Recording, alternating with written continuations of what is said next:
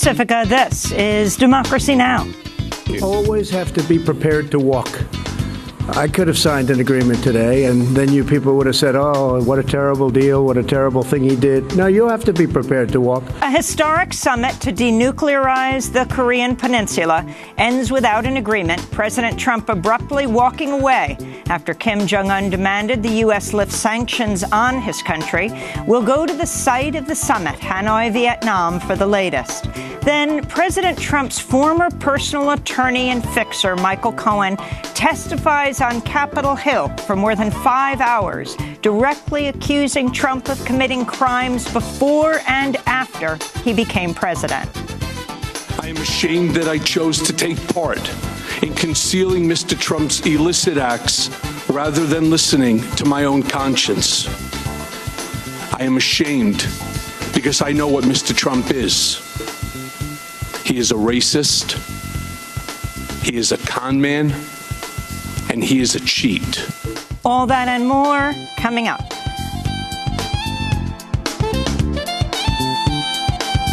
Welcome to Democracy Now!, democracynow.org, The War and Peace Report. I'm Amy Goodman. In the Vietnamese capital of Hanoi, talks between President Trump and North Korean leader Kim Jong-un came to an abrupt end Thursday after Trump walked out of the talks aimed at reaching a denuclearization agreement. Their second summit fell apart over Kim Jong-un's demand the U.S. lift all sanctions on North Korea in exchange for the closure of one nuclear facility. This is President Trump speaking at a news conference before he left. Basically, they wanted the sanctions lifted in their entirety, and we couldn't do that. They were willing to denuke a large portion of the areas that we wanted, but we couldn't give up all of the sanctions for that. So we continue to work, and we'll see, but we had to walk away from that particular suggestion. We had to walk away from that. The summit's collapse comes just days after House Democrats introduced a resolution to formally end the Korean War after nearly 70 years of conflict. After headlines, we'll go to Hanoi to speak with Christine An, founder and executive director of Women Cross DMZ, a global movement of women mobilizing to end the Korean War. On Capitol Hill, President Trump's former personal attorney, Michael Cohen, accused his ex-boss of committing multiple criminal acts before and after he became president during more than 5 hours of explosive public testimony before the House Oversight Committee on Wednesday. Cohen testified Trump had asked him to pay $130,000 in hush money in violation of campaign finance laws to adult film star Stormy Daniels just weeks before the 2016 election, offering as evidence a copy of a $35,000 reimbursement check he said Trump wrote to him in 2017 after Trump became president. Cohen also claimed Trump had advance knowledge that WikiLeaks was preparing to publish a trove of emails to hurt Hillary Clinton's campaign.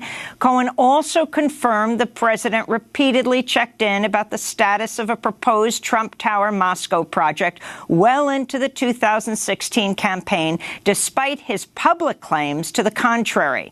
Cohen's testimony came 2 months before he's scheduled to begin a 3-year prison sentence for lying to Congress, a series of financial crimes and campaign violations. Cohen told Congress he was ashamed of his own failings. I am ashamed that I chose to take part in concealing Mr. Trump's illicit acts rather than listening to my own conscience. I am ashamed because I know what Mr. Trump is. He is a racist, he is a con man, and he is a cheat. Cohen is scheduled to testify behind closed doors today to the House Intelligence Committee. It will be the third day of his testimony, public and private. We'll have much more on Michael Cohen's historic testimony to Congress later in the broadcast. Pakistani Prime Minister Imran Khan said Thursday he'll return a captured fighter pilot to India after Pakistan's military shot down 2 fighter jets that entered into its airspace. Khan's gesture is aimed at de-escalating tensions between the nuclear-armed neighbors after India carried out airstrikes inside Pakistan Tuesday for the first time since 1971. The fighting has stoked fears of a nuclear exchange and has stranded thousands of travelers after Pakistan Pakistan closed its airspace to all domestic and international flights. Russia warned Wednesday it's prepared to build a new generation of nuclear-capable missiles if the U.S. deploys similar weapons in Russia. This is Russia's Deputy Representative of Disarmament speaking at a United Nations forum in Geneva Wednesday. What is important here is that in its tactical and technical features, in particular the flight time from the command center, our weapons would correspond to the threat directed against Russia. We know how to do this, and we would implement these plans immediately as soon as such a threat would become a reality. This month, the Trump administration formally announced it's withdrawing from the Intermediate Range Nuclear Forces Treaty, the INF, the landmark 1987 treaty banning all nuclear and non-nuclear missiles with short and medium ranges, negotiated between Reagan and Gorbachev. Venezuelan opposition leader Juan Guaido has arrived in Brasilia for talks with Brazil's far-right president, Jair Bolsonaro. Last month, Bolsonaro joined President Trump and many Latin American heads of state in recognizing Guaido as Venezuela's interim leader. Venezuela's president, Nicolas Maduro, has called Bolsonaro a modern-day Hitler and has accused him of plotting a military intervention in Venezuela. Juan Guaido's trip to Brazil came as Venezuela's foreign minister told a UN body in Geneva Wednesday the United States is plotting to overthrow Venezuela's government. Speaking at the UN Human Rights Council, Jorge Ariaza accused the Trump administration of weaponizing humanitarian aid, even as the U.S. has frozen tens of billions of dollars worth of Venezuelan assets. Ariaza also said President Donald Trump should negotiate directly with President Maduro. Again, we are calling for dialogue with the United States. Yes, why not? Between President Maduro and President Trump. Why shouldn't they meet? So that they could try to find common ground and explain their differences. To see our recent interviews with the Venezuelan Foreign Minister Jorge Ariaza, visit our website at DemocracyNow.org. President Trump's son-in-law and senior White House advisor Jared Kushner met with Saudi Arabia's Crown Prince Mohammed bin Salman Tuesday for the first time since the assassination of Washington Post columnist Jamal Khashoggi. A White House statement on Kushner's closed-door meeting with the prince in the Saudi capital Riyadh made no mention of Khashoggi, nor of the U.S.-backed Saudi-led war in Yemen, which has sparked the world's worst humanitarian crisis in a half-century. The White House said the talks were aimed at increasing cooperation between the U.S. and Saudi Arabia. The State Department has said it will not intervene in the case of a Saudi man accused of killing a 15-year-old American student in a hit-and-run in Portland, Oregon. The suspect, Abdulrahman Samir Noura, is said to have fled the United States back to Saudi Arabia with the help of Saudi officials who reportedly helped him obtain a fake passport in order to fly him out of the U.S. It's believed to be one of several similar cases of Saudi nationals accused of crimes being spirited out of the U.S. To see our interview with Shane Dixon Kavanaugh, the Oregonian reporter who broke the story, go to DemocracyNow.org. Back on Capitol Hill, the House of Representatives approved a bill Wednesday that would expand a federal system of background checks on firearms purchases. The bill passed in a vote of 240 to 190 with the support of just 8 Republicans. The House is poised to vote on a second bill today that would extend the review period for background checks from 3 days to 10. The bills are the first major pieces of gun control legislation to advance on Capitol Hill since before the Sandy Hook school massacre in 2012. But they appear unlikely to advance in the Republican-controlled Senate, and the White House has signaled it'll veto the bills. House Democrats unveiled a bill Wednesday to dramatically revamp the U.S. health care system. This is the bill's chief sponsor, Congressmember Pramila Jayapal of Washington. It is time to ensure that health care is a right and not a privilege, guaranteed to every person in our country. It is time for Medicare for all. Congressmember Jayapal's Medicare for All bill has over 100 co-sponsors. It would expand Medicare to include dental, vision, and long-term care, while making the federally run health program available to all Americans. It would eliminate health insurance premiums, co-payments, and deductibles, while changing how health care providers are paid. Robert Weissman, president of Public Citizen, says the legislation would eliminate nearly $500 billion in waste spent annually annually on bureaucracy, inefficiency, and excessive corporate profits. In North Carolina, a former paid consultant for Republican congressional candidate Mark Harris was arrested Wednesday, charged with ordering workers to illegally fill out and mail in other people's absentee ballots ahead of last November's congressional election. Leslie McCrae Dowless also faces felony charges of obstruction of justice. He's accused of rigging the election in North Carolina's 9th District to tilt the vote in favor of Harris, who was initially declared the winner in that close congressional race in November. Last week, the North Carolina State Board of Elections vacated the results and ordered a new election. On Tuesday, Mark Harris said he will not run in a new election for the seat, citing his ailing health, not voter fraud, for his decision. His former opponent, Democrat Dan McCready, says he will run again. Prosecutors say Mark Harris could still face criminal charges over the vote rigging scandal. In Texas, a federal judge has barred state election officials from carrying out a purge of voting rolls that could have seen thousands of naturalized citizens wrongfully barred from voting in the next election. Wednesday's order by the U.S. District Court for the Western District of Texas comes a month after Texas Secretary of State flagged the names of nearly 100,000 registered voters who declared they were not U.S. citizens when obtaining a driver's license. Civil rights groups say most, if not all, of those flagged were later naturalized, and that the Republican-led effort to purge voter rolls was aimed at suppressing the vote of Latinos in Texas. The Senate has ended debate on whether to confirm Andrew Wheeler as head of the Environmental Protection Agency, setting up a final vote on the former coal industry lobbyist today. On Wednesday, Maine Republican Senator Susan Collins said she would vote no on Wheeler's confirmation, citing his efforts to roll back greenhouse gas emission standards and his assault on regulations limiting mercury emissions from coal-fired power plants. Wheeler appears to have the support of the remaining 52 senators who comprise the Republican majority. Wheeler's been the acting head of the EPA since Scott Pruitt resigned in July amidst an onslaught of financial and ethics scandals.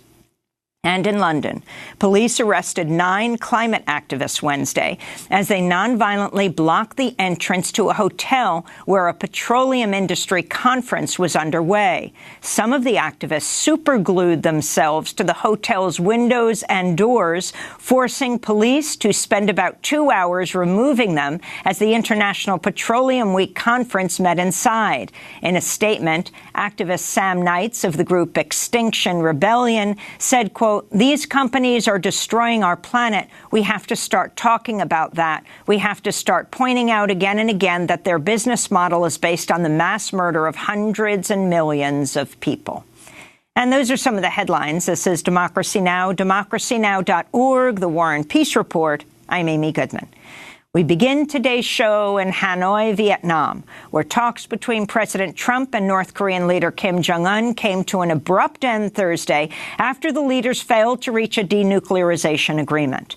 Their second summit meeting fell apart over Kim Jong-un's demand the U.S. lift all sanctions on North Korea. This is President Trump speaking at a news conference with Secretary of State Mike Pompeo. I could have done a deal today, but it would have been a deal that wouldn't have been a deal that would have been something that I wouldn't have been happy about. Mike would not have been happy about. We had some pretty big options, but we just felt it wasn't appropriate, and we really want to do it right. Trump said Kim had demanded sanctions be lifted in exchange for dismantling the Yongbyon enrichment facility, an important North Korean nuclear site. During the news press conference, Trump was questioned by David Sanger of The New York Times. So can you just give us a little more detail? Did you get into the question of actually dismantling the Yongbyon complex? Yes, absolutely. And does he seem willing ultimately to take all of that out? Sure, totally. He does. He just wants all the sanctions off first. He would do that, but he wants the sanctions for that. And as you know, there's plenty left after that. And I just felt it wasn't good. Mike and I spent a long time negotiating and talking about it to ourselves. And I felt that particular, as you know, that facility, while very big, it wasn't enough to do what we were doing. So he was willing to do Yongbyon, but you wanted more than that, I assume? We had to have more than that, yeah. We had to have more than that, because there are other things that you haven't talked about, that you haven't written about, that we found, and we have to have. That was done a long time ago, but the people didn't know about. Including and the uranium, yeah, the second uranium enrichment plant. Exactly. And we brought many points up that I think they were surprised that we knew. But we had to do more than just the one level, because if we did the one level and we gave up all of that leverage, it's been taking a long time to build. So he was not willing to take out that second. David, I want to take off the sanctions so badly because I want that country to grow. That country has got such potential, but they have to give up more. We could have done that deal. The working lunch was canceled between the two leaders. The summit's collapse comes just days after House Democrats introduced a resolution to end the Korean War after nearly 70 years of conflict. Democratic Congressmember Ro Khanna, who introduced the resolution, said in a statement, historic engagement between South and North Korea has created a once-in-a-generation opportunity to formally end this war. President Trump must not squander this rare chance for peace, he said. Well, for more, we turn to Christine Ahn, founder and executive director of Women Cross DMZ, a global movement of women mobilizing to end the Korean War. She's in Hanoi, Vietnam, for the summit. Welcome to Democracy Now!, Christine. Can you respond to the collapse of the summit? Hi, Amy. Well, it's obviously a very sad day for 80 million Korean people around the world, especially on the peninsula, as we've been long waiting 67 years for the U.S. and North Korea to declare an end to the Korean War. And many people, many pundits, I think President Moon, were expecting a breakthrough today, including things such as the establishment of opening liaison offices in Washington and in Pyongyang. So the sudden decision to cut short the meeting, to, basically shut down the talks, and it came as a sudden surprise. And the mood, which started out celebratory, was soon overshadowed by the sudden decision.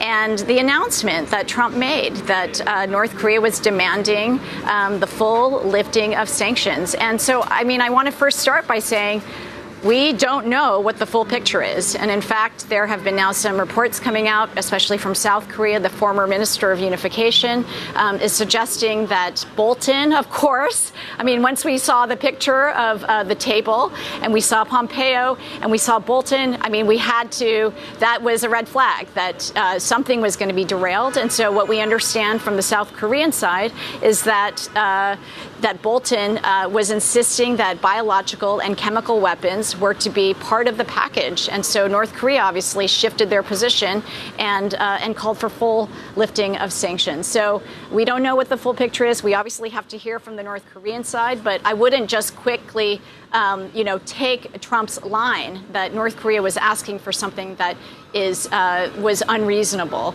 because clearly a lot of work had been done. I think Stephen Biegun, who is the special representative and envoy, clearly spent a lot of time. He gave a speech at Stanford a few weeks ago. It was perhaps one of the most thoughtful, comprehensive understanding of the situation, and it seemed as if we were on the brink of a diplomatic breakthrough. Let's go back to President Trump speaking earlier today.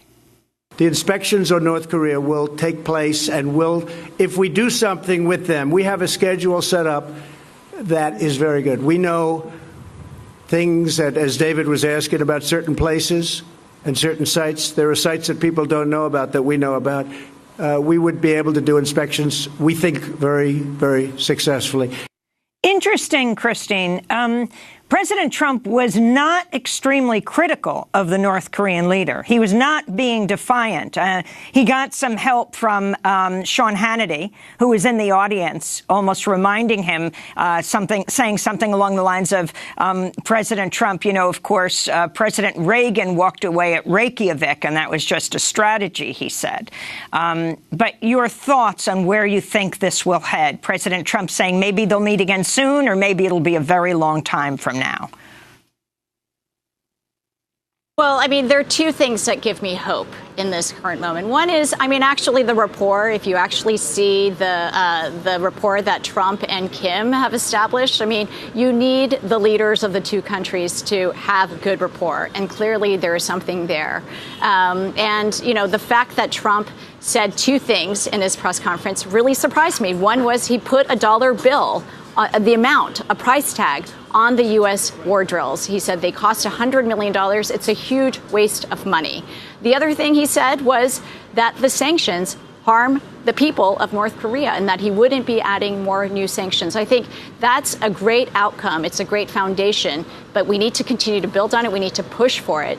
The other thing that obviously gives me hope is that the peace, the historic peace that's taking place between North and South Korea, the Korean people want an end to this Korean war. 9 out of 10 South Koreans want a declaration to the end of the war. They have made tremendous progress. So one of the key outcomes we were hoping for was the lifting of sanctions that are definitely getting in the way of inter-Korean economic progress. And so I think that we have to take it to the international court. We have to take it to the world of public opinion. Sanctions is not some kind of sterile thing. This is something that is having a daily impact on the lives of North Korean people. 60,000 North Korean children can starve as a result of sanctions. We've heard the Special Rapporteur on Human Rights say that the sanctions are impacting the day-to-day life of North Korean people.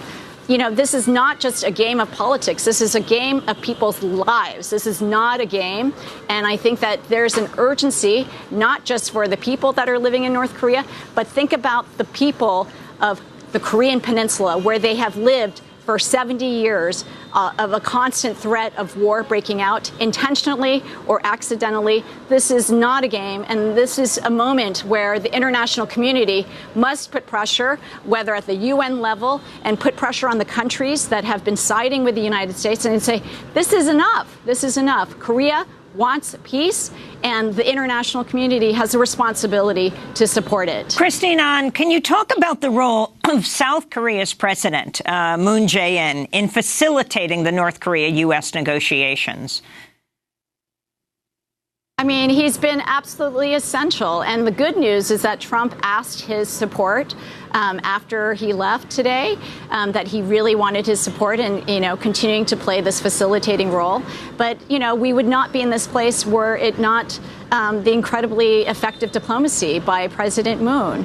And, you know, we have to take a hard look at what is a true alliance. And is it alliance of the military? Is it alliance of the corporations? Or is it alliance of the people? And if the people of South Korea are asking the American people to support this historic peace that won't happen for another lifetime, and the stars are aligned right now. And so I speak with, you know, having worked on this issue for most of my adult life, we are not going to have this opportunity. And so that's why another thing that gives me hope is that Congressman Ro Khanna, Andy Kim, the first Korean-American Democrat, and several women congresswomen, including Barbara Lee, including Alexandria Ocasio-Cortez, Jan Schakowsky, they have all stepped forward to introduce this congressional resolution calling for an end to the Korean War and urging the president to establish a process towards the signing of a peace agreement. We're not going to get to denuclearization. We're not going to get to the improvement of human rights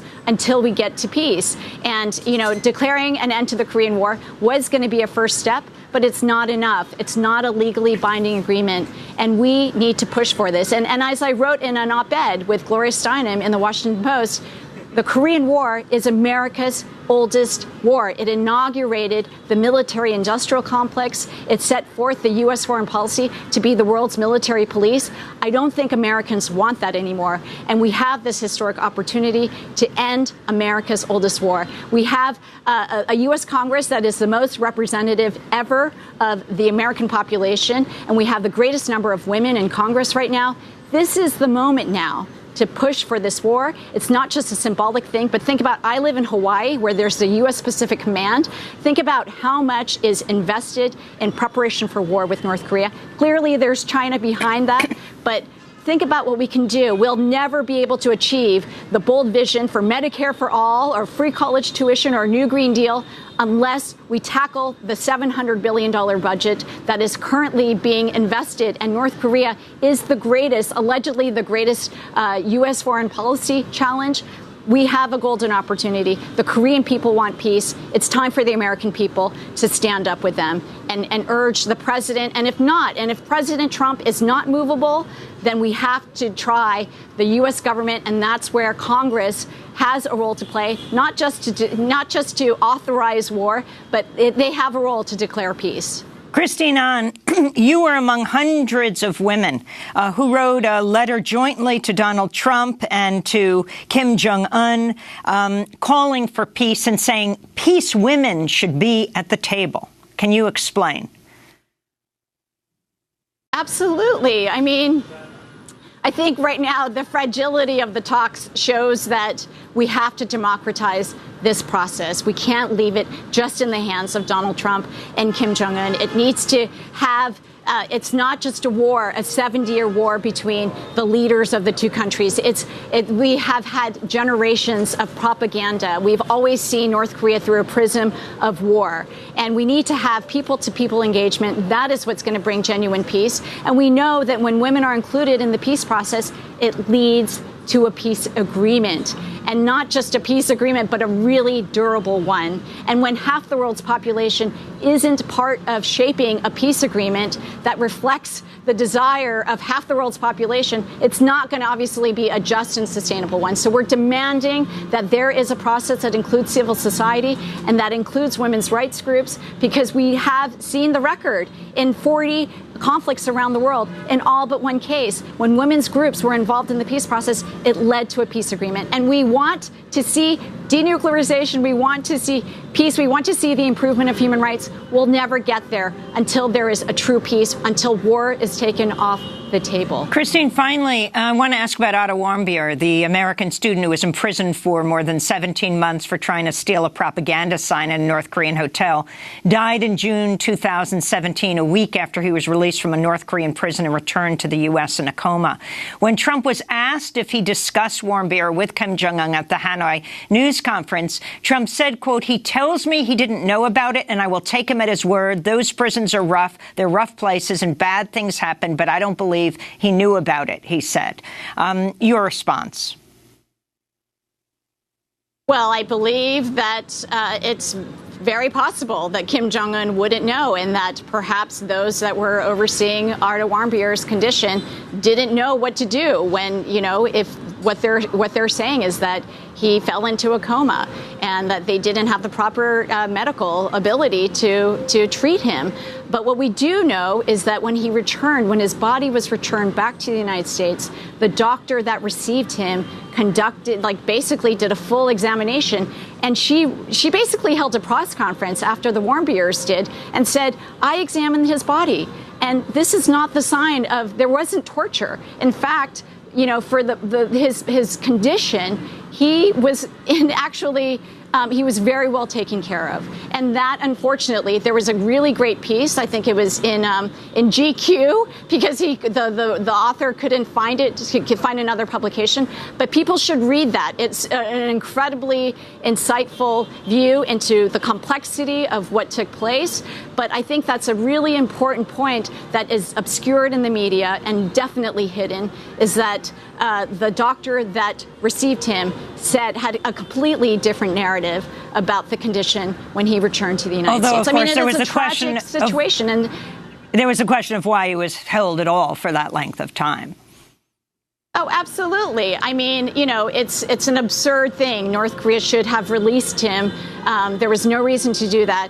But I think, you know, it's back to the issue of North Korea, and the situation on the Korean Peninsula is one of a state of war. And North Korea is a garrison state. It is in a siege mentality. And if we want to see progress towards that, isolating them, doing aggressive military exercises, you know, conducting sanctions, you know, that prevent the development of the economy. I mean, we look at, you know, the UN Security Council sanctions, for example, you know, bans exports of textiles. I mean, who do you think works at these textile factories? but women. And so we know that when women have access to the resources, when they control the purse, that the conditions of their families and their communities improve. So how are we not seeing this broader geopolitical context of the conditions in North Korea? We have to say we have some culpability in this. Christine Ahn, I want to thank you very much for being with us, founder and executive director of Women Cross DMZ, a global movement of women mobilizing to end the Korean War, speaking to us from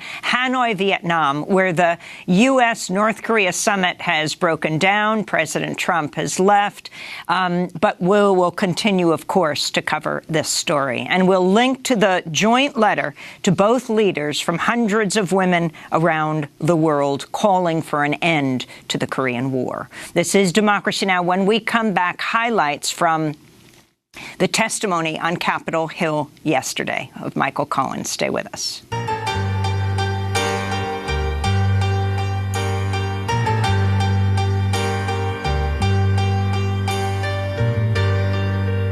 You don't own me. I'm not just one of your many toys. You don't own me. Don't say I can't go with other boys. And don't tell me what to do. Don't tell me what to say.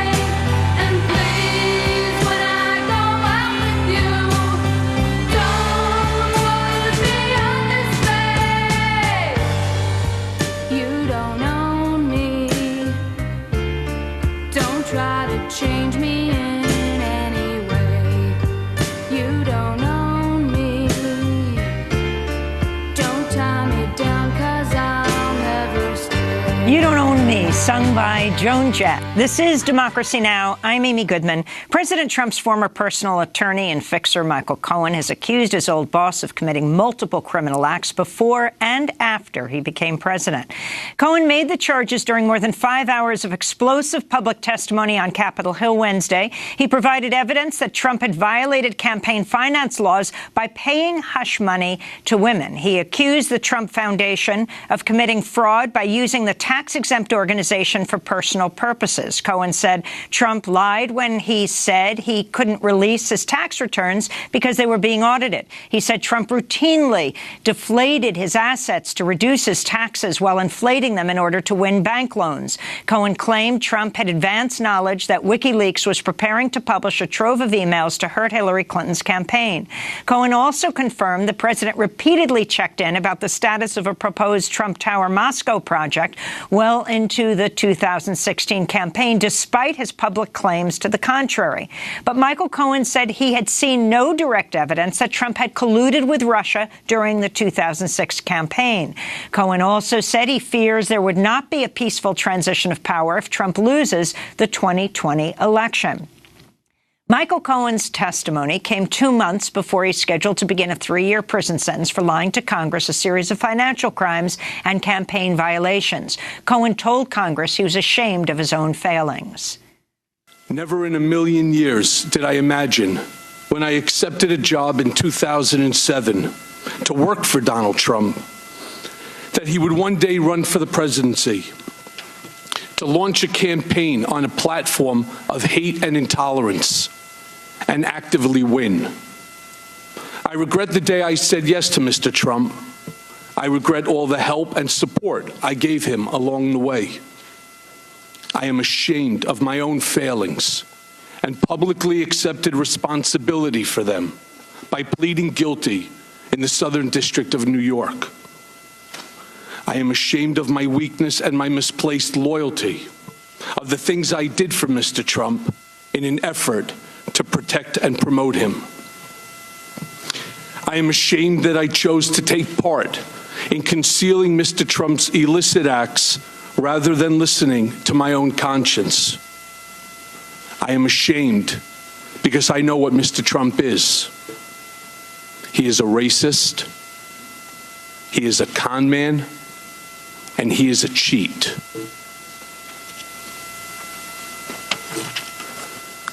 He was a presidential candidate who knew that Roger Stone was talking with Julian Assange about a WikiLeaks drop on Democratic National Committee emails.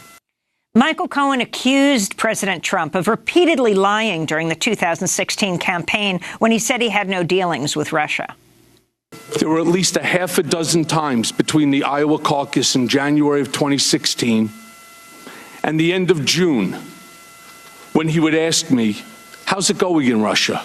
referring to the Moscow Tower project. You need to know that Mr. Trump's personal lawyers reviewed and edited my statement to Congress about the timing of the Moscow Tower negotiations before I gave it. So to be clear, Mr. Trump knew of and directed the Trump-Moscow negotiations throughout the campaign and lied about it. He lied about it because he never expected to win. He also lied about it because he stood to make hundreds of millions of dollars on the Moscow real estate project. And so I lied about it too, because Mr. Trump had made clear to me, through his personal statements to me, that we both knew to be false, and through his lies to the country, that he wanted me to lie. And he made it clear to me because his personal attorneys reviewed my statement before I gave it to Congress. Michael Cohen also revealed new details about how President Trump, as well as his son Don Jr., signed checks to him to reimburse him for the hush money he paid to adult film star Stormy Daniels, who alleged she had an affair with Trump. As Exhibit 5A to my testimony shows, I am providing a copy of a $35,000 check that President Trump personally signed from his personal bank account on August 1st of 2017, when he was President of the United States, pursuant to the cover-up, which was the basis of my guilty plea, to reimburse me, the word used by Mr. Trump's TV lawyer, for the illegal hush money I paid on his behalf. This $35,000 check was one of 11 check installments that was paid throughout the year while he was president. Other checks to reimburse me for the hush money payments were signed by Donald Trump Jr. and Alan Weisselberg. And see, for example, 5B. The President of the United States thus wrote a personal check for the payment of hush money as part of a criminal scheme to violate campaign finance laws. And you can find the details of that scheme directed by Mr. Trump in the pleadings in the U.S. District Court for the Southern District of New York. So that was Trump's former lawyer, Michael Cohen, testifying in front of Congress Wednesday. For more, we're joined by Marcy Wheeler, independent journalist who covers national security and civil liberties. She runs the website emptywheel.net. Marcy, welcome to Democracy Now! Overall respond as you tweeted up a storm yesterday following every line. What you thought was most important about this explosive 5 hours before the House Oversight and Reform Committee? Well, it's kind of overwhelming because, you know, there are additional details of financial fraud that you weren't even able to hit on because there was so much there. I think what was most surprising is that Cohen came off more credibly than certainly the Republicans who were trying to damage his credibility. Yeah, is he still a thuggish liar? Yeah, do we all know what a creep he was during 2016? Absolutely. Yeah, was yesterday a performance? Absolutely. But did he come off at least credibly enough to make what he was saying about Trump generally seem true? And I think he did. And what was most significant, do you think, about what he revealed? What President Trump pointed out in Vietnam at his news conference, clearly very engaged in this. I don't know if that's why he ended the summit abruptly, but said the important thing to bring out, he said, although he considers him a liar, is that he said there was no collusion. What Cohen actually said is that he himself didn't have direct evidence. A lot of people note that this means the entire Steele dossier is debunked, which is not surprising. I've been challenging that for a long time. What he said was he suspected it and talked particularly about a weird interchange between Don Jr. and his father sometime in June of 2016, where Don Jr. came up, walked behind Trump's desk and said, blah, blah, blah, the meeting, and Trump, kind of assented to that and said, good, let me know. Let's go to Michael Cohen, who said Donald Trump knew about the WikiLeaks release of Hillary Clinton's emails before it happened. A lot of people have asked me about whether Mr. Trump knew about the release of the hacked documents, the Democratic National Committee emails, ahead of time. And the answer is yes. As I earlier stated, Mr. Trump knew from Roger Stone in advance about the WikiLeaks drop of emails. In July of 2016, days before the Democratic convention, I was in Mr. Trump's office when his secretary announced that Roger Stone was on the phone. Mr. Trump put Mr. Stone on the speakerphone. Mr. Stone told Mr. Trump that he had just gotten off the phone with Julian Assange, and that Mr. Assange told Mr. Stone that within a couple of days, there would be a massive dump of emails that would damage Hillary Clinton's campaign. Mr. Trump responded by stating to the effect, "Wouldn't that be great?" Later in the hearing, Republican Congressmember Thomas Massie of Kentucky questioned Michael Cohen. You said, and this is also in your testimony, in the days before the Democratic convention, you became privy to a conversation that some of Hillary Clinton's emails would be leaked. Is that correct? Correct. Okay. Was that in, you said late July? Do you know the exact day? I believe it was either the 18th or the 19th, and I would guess that it would be on the 19th. But it was definitely July. I believe so, yes. Do you know that was public knowledge in June? This was Mr. Assange, and I'd like to submit this, unanimous consent to submit this for the record. Without objection. So Mr. Assange reported to the media on June 12th that those emails would be leaked. So I'm not saying you have fake news. I'm saying you have old news, and there's really not much to that. Mercy Willer, he's saying that a lot of people knew that Julian Assange had said it publicly. Julian Assange said publicly that he had material on Hillary Clinton. What Julian Assange never said publicly is, I'm going to drop it at the beginning of the DNC. And so what is interesting about Cohen's story, and to be clear, it's unlikely that he really did speak directly with Julian Assange. We know from a bunch of Stone's other claims that when he claimed to be speaking directly with Assange, he instead was speaking with a cutout like Jerome Corsi or like Randy Credico. But what it appears happened is that Stone informed Trump precisely when the emails were going to be dropped. And that, as far as I know, is not something that has been made public before, and is particularly interesting because if the call happened on July 19th, Stone was meeting with Nigel Farage at the RNC that day, and he's one of the people that it was clear Mueller seemed interested in finding out whether was a goad between people in the UK who knew about the emails and Roger Stone. So it is new information. It's consistent with Roger Stone's indictment, although it means in the indictment Mueller is referring to the president himself as a senior campaign official. It's more specific than we had ever known before. We're going to break 30 seconds, come back, and hear Alexandria Ocasio-Cortez's line of questioning for Michael Cohen. Stay with us.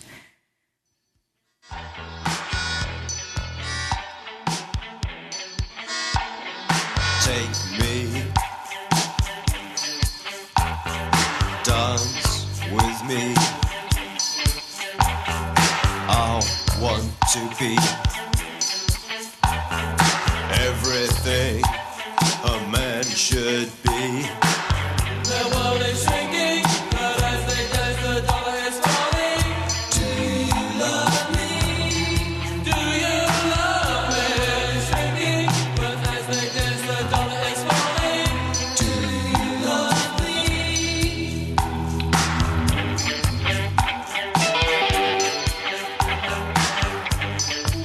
I Will Be a Good Boy by Gang of Four. This is Democracy Now!, democracynow.org, The War and Peace Report. I'm Amy Goodman.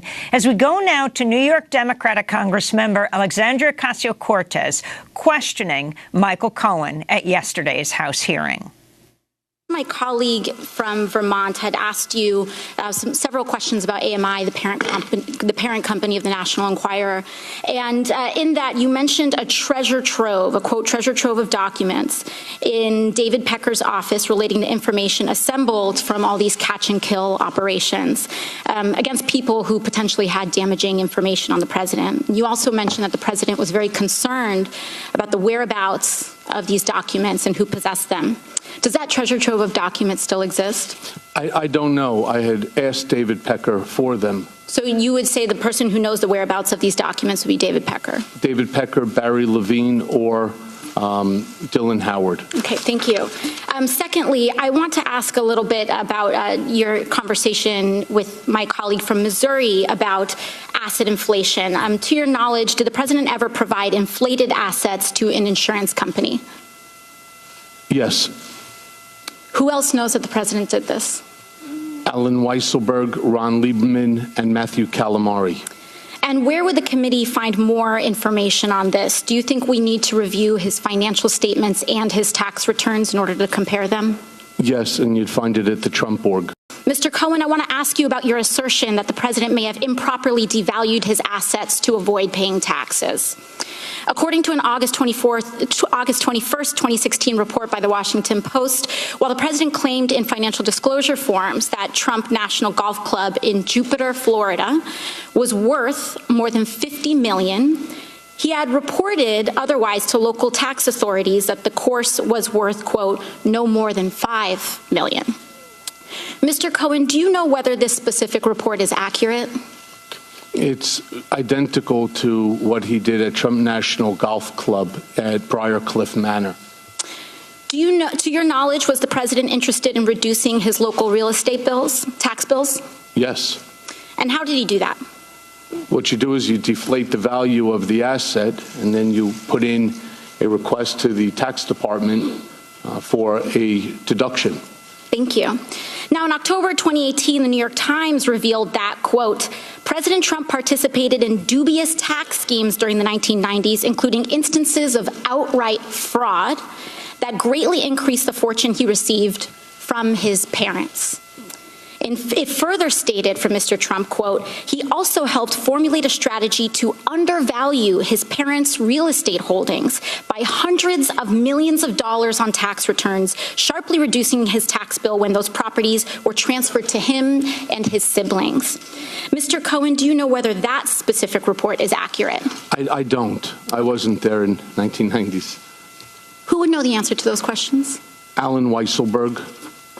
And would it help for the committee to obtain federal and state tax returns from the president and his company to address that discrepancy? I believe so. So that's New York Congressmember Alexandria Ocasio-Cortez questioning Michael Cohen. The significance of what she was asking, Marcy Wheeler. Well, it's one of those examples that I talked about where there's evidence of other kinds of criminal activity that didn't make the headline, didn't make Michael Cohen's opening statement.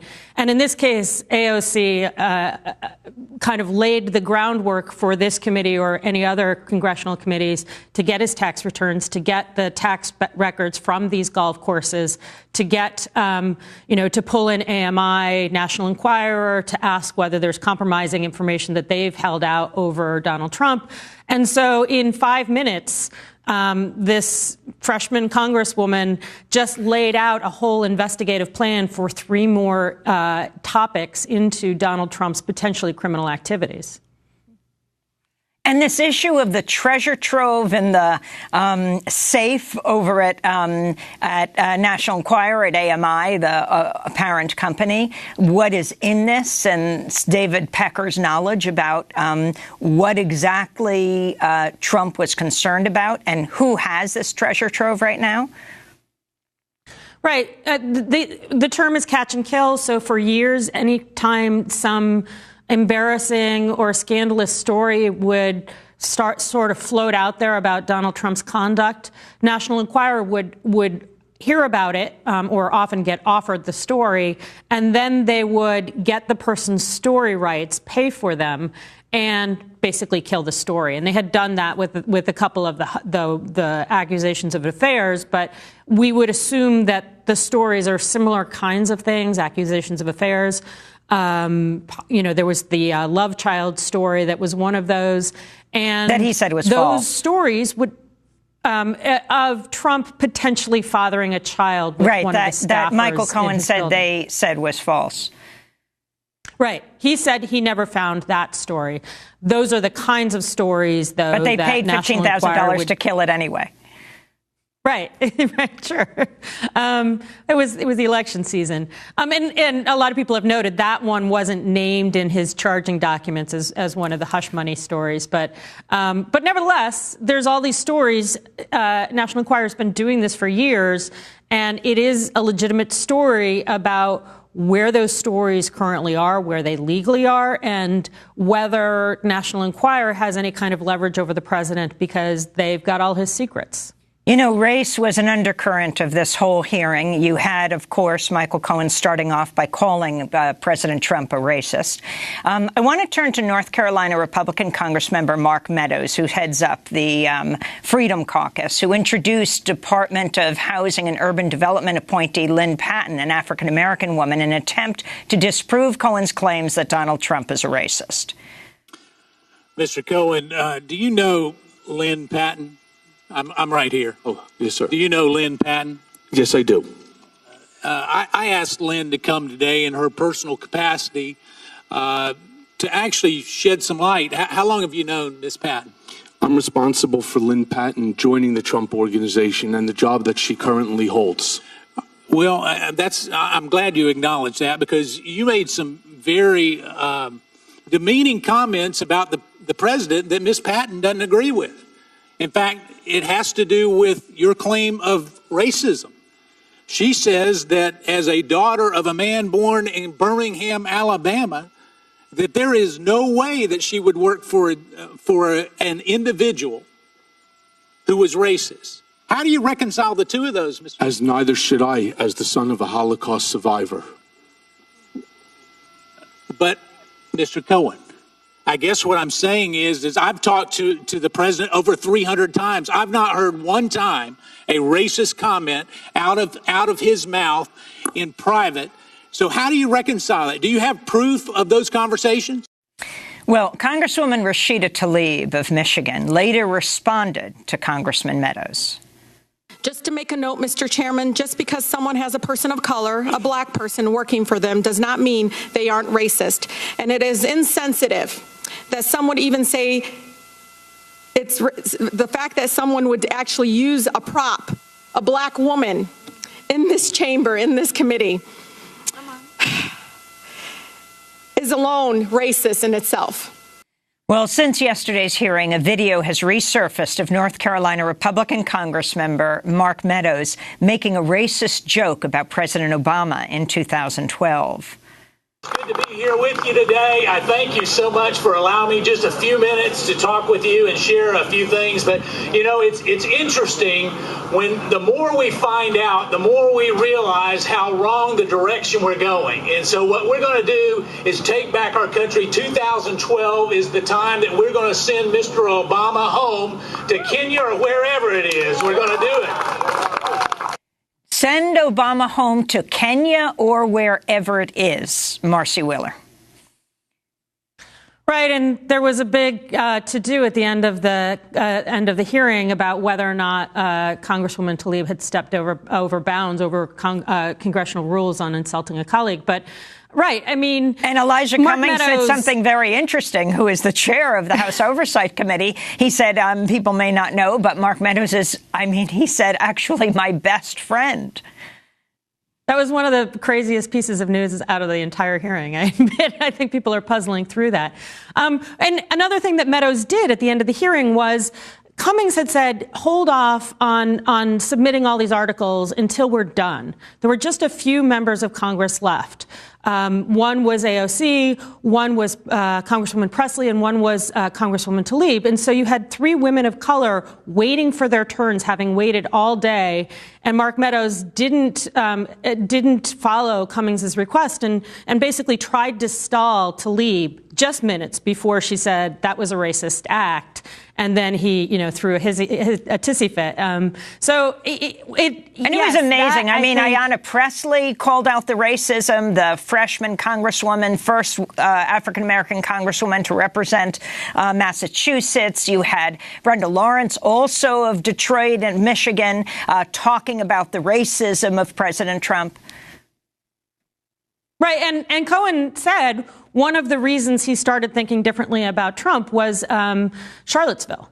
So, and I think his response was right on. I think Meadows that was an example where Meadows and the president's defenders really didn't expect Cohen to be as sharp as he was. But yeah, he is the child of a Holocaust survivor, and that too should make it beyond the pale, beyond common rationality to work for Trump for so many years while he coddled these racists. I want to go to... I don't think any... Go ahead. I want to go to Representative Ro Khanna of California questioning Michael Cohen about a check payment he received from the Trump Revocable Trust. As federal prosecutors laid out in their criminal charges, payments like this check resulted in numerous false statements in the books and records of the Trump Organization. And it's important for the American public to understand this. Nothing to do with collusion. This is financial fraud, garden variety financial fraud. It was disguised as a payment for legal services to you. But this was not a payment for legal services, was it, Mr. Cohen? No, sir. You told Representative Kelly that the president was aware of this scheme. Is that correct? That's correct. I just want the American public to understand the explosive nature of your testimony in this document. Are you telling us, Mr. Cohen, that the president directed transactions in conspiracy with Alan Weisselberg and his son, Donald Trump Jr., as part of a criminal conspiracy of financial fraud? Is that your testimony today? Yes. I also want to go to an exchange between Michael Cohen and California Democrat Harley Ruda. Over the years, President Trump was asked how many times he interacted with convicted Russian mobster Felix Sater. In 2013, President Trump testified that, quote, "Not many. If he were sitting in the room right now, I really wouldn't know what he looked like," unquote. Mr. Cohen, as you previously testified, isn't it true that President Trump knew convicted Russian mobster Felix Sater in 2013 when he made that statement? Yes. Isn't it true that because of Mr. Sater's relationship to the Trump Organization, that he had an office in the Trump Tower? And on the 26th floor, Mr. Trump. And the 26th floor is important. Why? Because it's Mr. Trump's floor. So he had an office on the same floor as President Trump. In fact, his office, when he left, became my office. And isn't it also true that convicted Russian mobster Sater even had business cards indicating that he was a senior advisor to Donald Trump, as reported by the Washington Post? Yes. Did convicted Russian mobster Sater pay rent for his office? No, he did not. So, based on those facts, isn't it true that President Trump misled at best, or worse, lied under oath? Yes. Harley Ruda questioning Michael Cohen. 10 seconds. Marcy Wheeler, the significance of this. Sater was the guy who was brokering the Trump Tower deal all through the election, and Trump made similar comments during the election about not knowing Felix Sater, when, in fact, he was negotiating a $300 million real estate deal through Sater to the two Russians. Finally, Elijah Cummings at the end of the hearing. I believe that the president committed a crime while in office. Based on what, looking at the checks and listening to Mr. Cohen, it appears that he did. It appears that he committed a crime, said the House Committee Chair, Elijah Cummings. That does it for our coverage today. I'm Amy Goodman. Thanks so much for joining us.